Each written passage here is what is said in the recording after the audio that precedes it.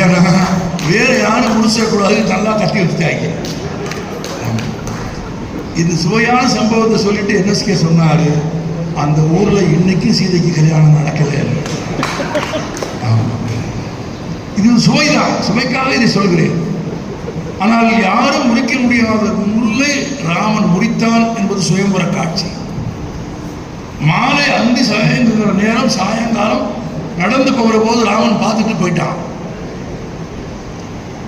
சீதை அவனை பார்த்து விட்டால், அவன் சீதையை பார்த்து விட்டான். இடையில் என்ன வருகிறது? ஒரு இரவு வருகிறது.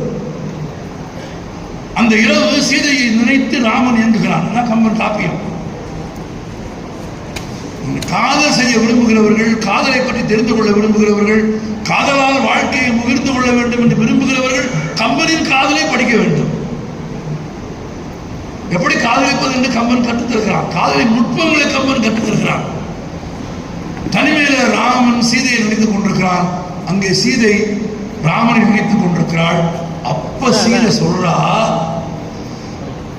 ஒருத்தர் பார்த்தாங்கல்ல, அந்த பார்வையால காதல் வரலையா, வேற எதனால வந்துச்சு அப்படின்னா, அவங்க நடந்து போன போது பார்த்தப்ப அந்த காட்சியை எழுதாத கம்பன் இரவு தனியாக அமர்ந்திருக்கும் சீதை பாடுவதாக எழுதுகிறான். சீதை சொல்றா, அவனுடைய அழகான தலைமுடியை பார்த்து அல்ல, அவனது பறந்து விரிந்த தோள்களை பார்த்து அல்ல, அவனது நீண்ட கைகளை பார்த்து அல்ல, அவனது அழகிய முகத்தை பார்த்து அல்ல, இவை எதையும் பார்த்து எனக்கு காதல் வரவில்லை, இது எதுவும் என் மனதை கொள்ளவில்லை அப்படின்னா, இதெல்லாம் பார்த்திருக்கான், இதெல்லாம் பார்த்திருக்கா.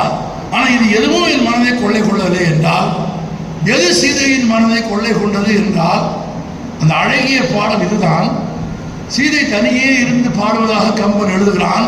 இந்திர நீலம் மொத்த இருண்ட குஞ்சி தலைமுடி அரேன் இருக்கு. இந்திர நீலம் மொத்த இருண்ட குஞ்சியும் சந்திர வதனமும் தாழ்ந்த கைகளும் சுந்தர மணிவரை தோளும் அவ.